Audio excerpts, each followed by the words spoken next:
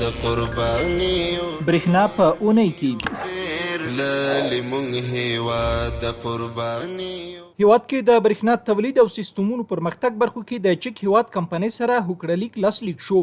د اماراتي شرکتونو عمومي رئیس مولوي احمد جان بلال په حضور کې د افغانستان برېښنا شرکت عمومي اجرایي رئیس ډاکټر عبدالباري عمر، د چک جمهوریت د برېښنا تجهیزاتو تولید او عصري سیستمونو جوړولو کمپنۍ انواټ مسؤل ښاغلي ډیوډ ویټیک سره د برېښنا تولید برخو کې د پانګونې ګډ هوکړلیک لاسلیک کړو.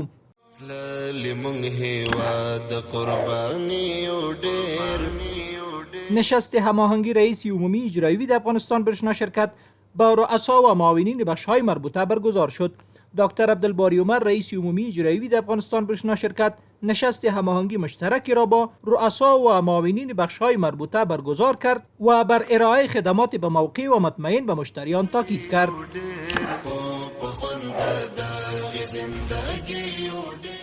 بادغیس کې 1 کلیو ته د برېښنا شبکې غځونې چارو 80% پرمختګ کړی دی. د افغانستان برېښنا شرکت په هڅو بادغیس ولایت کې 1 کلیو ته د 400 ولټ او 60 کیلو ولټ برېښنا رسونې شبکې چاري شاوخوا 80% بشپړې شوي او پر پاتې برخو یې کار روان دی. یا د پروژه کې د 1.1 کیلو ولټ امپیر ترانسفارمرونو، کیبلونو، میټر بکسونو او د اړتیا وړ برېښنایي تجهیزاتو نصبول شامل دي چې په ټولیز ډول 145 میلیون افغانۍ لګښت پرې راځي.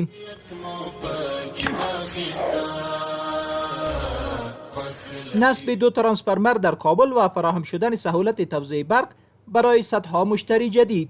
ریاست کابل برېښنا و ریاست امور ساختمانی د افغانستان برېښنا شرکت با نصب 2 ترانسفارمر 100 کیلو ولت امپیر در ولسوالی‌های مسیحی و ولسوالی چهارآسیاب حدود 200 مشتری را از خدمات برق بهره‌مند کردند.